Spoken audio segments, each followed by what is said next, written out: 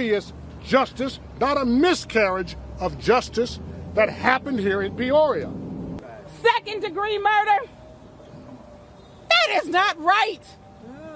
That is not justice for anybody's family. No, being in that courtroom after those jurors deliberated for about 12 hours, it was silent in that courtroom. The Massey family didn't have much to say, but obviously they had a lot to say once they got outside of that courthouse. Sonya Massey wasn't running from the law, she wasn't in danger of harming anyone, and she definitely didn't call 911 because she had done anything crazy. Sonya called because she was scared that things couldn't have gotten any worse any quicker. Now, the man responsible for unaliving her, Sean Grayson, has officially been charged with second-degree unaliving.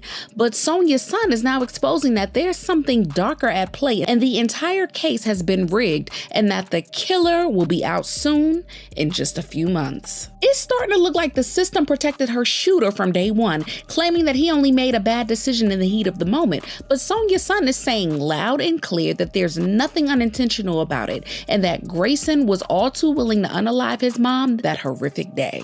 No, they're not, Mike. And the reason they're not satisfied is because Sean Grayson was convicted of second-degree, not first-degree, and may not serve the maximum prison sentence either, making the family feel like justice is not fully served. So is there really something deeper and darker at play? Let's get into this real quick. On July 6, 2024, past midnight, Sonya Massey was in her home alone when she heard something creeping around. She thought that there was someone inside and wanted to get in, so like any reasonable adult, she called 911 for assistance.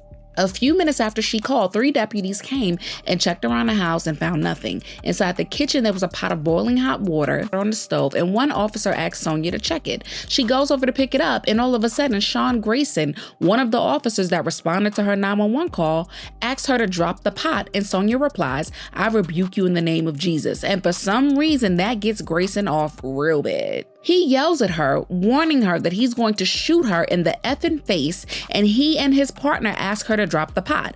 In response, Sonya ducked, and then Grayson fired 3 shots. 2 missed Sonya, but the one that did hit her was the deadly headshot, and there was nothing that could be done to save her.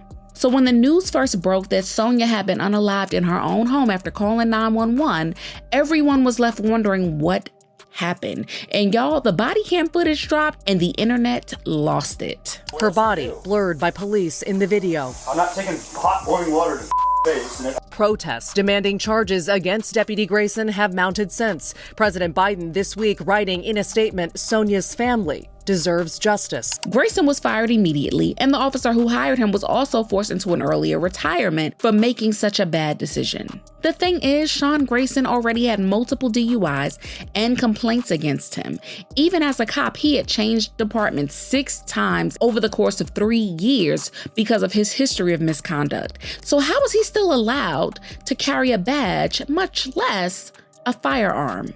The backlash against the police was so strong in Illinois that lawmakers introduced a new hiring standard so that other Sean Graysons don't slip through the cracks. Sonya's family also filed a civil lawsuit against the county, and that settled for $10 million.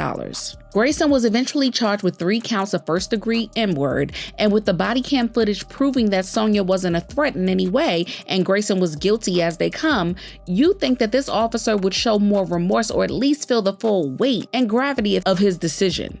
But child, the way this case played out, it was so far from that. When Sean's trial started and it was time for him to take the stand, his attorneys made it look like he acted in self-defense. When Sonya picked up the pot of boiling water, Sean reportedly feared that he was going to be severely injured or maybe even unalived with it. When Grayson was asked why he didn't tase her to defuse the situation more calmly, he said that he had an older model, and since Sonya was wearing multiple layers of clothing, he didn't want to take a chance of it malfunctioning. So he didn't want to take the chance and went straight for the gun that he knew was going to work for sure. Sean Grayson was with his attorneys doubling down on the claim that this was the behavior of a man who was acting out of fear and self-defense. But y'all, this wasn't self-defense at all. This was a deputy losing control in under 90 seconds. Grayson's partner, Dawson Farley, told the jury that after Sonya said, "I rebuke you in the name of Jesus," he was more confused than anything else.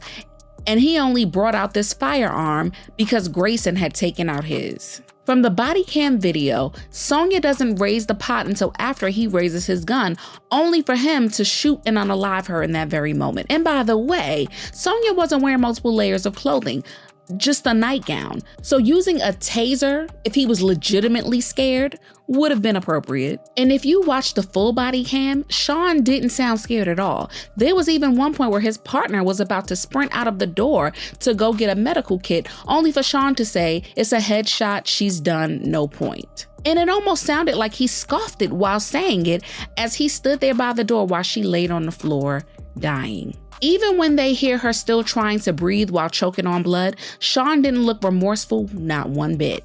Instead, he took his sweet time radioing to ask if they have any history with Sonya being 1096. And we're guessing 1096 means mentally ill, which is a crazy thing to ask given what he's just done. Y'all, that wasn't even the worst part, because then another cop arrived to the scene and asked whether Sonya was armed. He said she came at him with boiling water. Bring EMS now. We got a headshot wound to the female. Headshot wound to the female. 1078.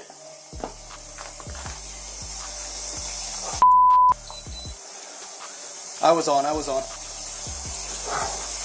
I'm gonna go get my kit. No, your headshot, dude. She's done. You can go get it, but that's a headshot. When his partner pretty much testified against him, that should have been the smoking gun that Sean Grayson deliberately took Sonya's life with zero remorse and empathy, because cops typically go out of their way to protect each other most times. Sonya Massey's son Malachi also revealed that hours before unaliving her, Sean Grayson visited Sonya and knew that she was suffering from mental health issues when he came over for the second time that day.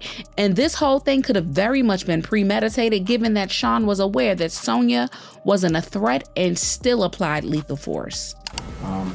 Well, you know that they told me that my mom, she got shot in her eye and it came out her neck or whatever. And I don't know, I haven't been able to sleep for real. The only time I really feel comfortable sleeping is when I'm just on the floor. I can't even sleep in my bed. I don't know, this is just, I really don't have words. Like I've been said, I don't have words for real for this.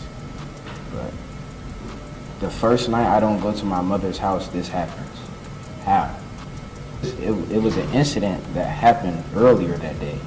And I talked to two officers or whatever, and I believe that it's the same officer that shot my mother. I talked to his partner first. Then the second officer, that's the one that, I think, the one that did that. I talked to them. So when the verdict came out that Grayson was found guilty of one lesser count of second-degree murder, people were like, something ain't right here. And get this, Grayson was going to be sentenced in January, and he could be facing up to 20 years in prison, but he is spared a full life sentence. Even though he can get up to 20 years, the thing is that there's no way Grayson is going to get the full stint. He probably is going to end up serving 10 years or even less like Amber Geiger. Or he might just end up doing 1 year in prison and 19 years on probation. The fact that he didn't get a life sentence for taking a life with so much more clear-cut evidence against him tells us everything we need to know. Isn't it kind of weird that this man who has such a bad history first became a police officer and then changed departments so many times due to his misconduct without losing his badge and now might just walk free? Who is protecting him? Whoever it is, they're doing a much better job of protecting him than they are protecting the public. And people are speaking up for Sonya's family because it just doesn't feel like justice will ever be served. That guy had 2 DUIs within the last 10 years and had been kicked out of the Army previously. How on earth did he get a job as a cop? A single DUI makes it nearly impossible to get into law enforcement, let alone 2 and being kicked out of the military. She was more in danger from the police than a prowler. Imagine that.